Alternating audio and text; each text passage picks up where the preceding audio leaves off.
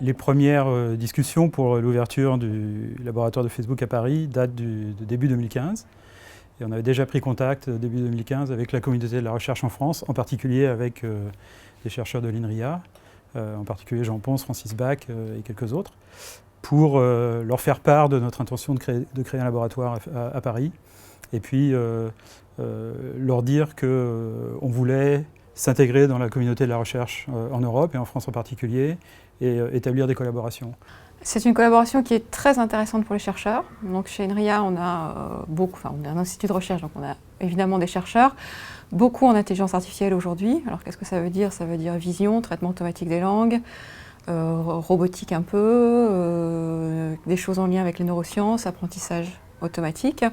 Et donc ce sont toutes des disciplines qui sont présentes dans les laboratoires de Facebook. À Facebook AI Research, on pratique de la recherche ouverte.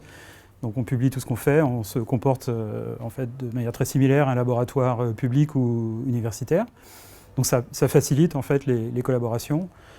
Et puis on fait de la recherche de haut niveau, c'est-à-dire qu'on n'est pas comme une grande partie des entreprises françaises sont en fait demandeuses d'expertise.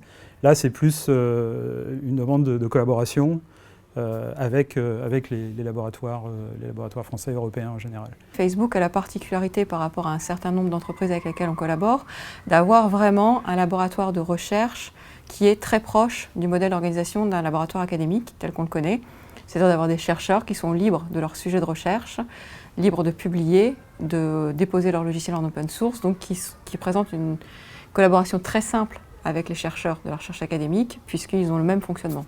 En France, il y a beaucoup d'expertise, de recherche de haute qualité dans les aspects un petit peu mathématiques et théoriques de l'apprentissage automatique et dans la vision par ordinateur. Donc il y a une longue tradition à l'INRIA de recherche de très haut niveau, de niveau mondial, réputation mondiale, dans l'analyse d'images, la reconnaissance des formes, la vision, etc. Donc chez INRIA, on forme des doctorants, des étudiants, donc qui sont destinés ensuite à aller travailler dans différents endroits dans le monde. Un doctorant INRIA n'est pas destiné à faire une carrière de recherche académique à l'INRIA forcément. Donc les doctorants peuvent choisir de faire une recherche académique en France ou à l'étranger, ou de travailler dans des entreprises.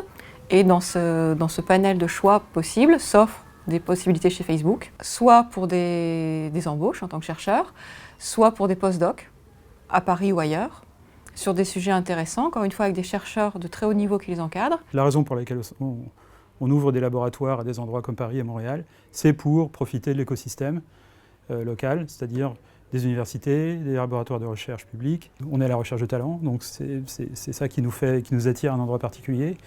D'autres pays européens en fait, ont des écosystèmes qui sont beaucoup plus disséminés. En Allemagne, par exemple, qui est beaucoup moins centralisé, il n'y a pas d'endroit clairement identifiable avec un écosystème aussi gros qu'à Paris. C'est-à-dire qu'on a des collaborations aujourd'hui avec Facebook sur chacun de ces sujets, donc au centre de Paris, mais aussi dans d'autres centres INRIA à travers la France, même si Facebook est à Paris, collabore avec des chercheurs un peu partout en France, chez INRIA et d'ailleurs dans d'autres institutions françaises. Dans certaines branches de l'intelligence artificielle, de l'apprentissage machine plutôt, jusque récemment, il y avait un petit peu des écoles un peu différentes en France, en Allemagne et en Angleterre. Donc maintenant, avec l'avènement de l'apprentissage profond, ça a un petit peu changé la donne, donc tout le monde s'y met un petit peu et travaille sur des aspects un peu différents. La communauté de recherche académique en France, en fait, était un petit peu lente à s'y mettre, il faut bien le dire, mais compensée par une soif de contribution dans ce domaine de la part de la jeunesse. C'est-à-dire que ce sont les jeunes étudiants en fait, qui poussent leurs professeurs à travailler dans ce domaine-là, c'est assez intéressant.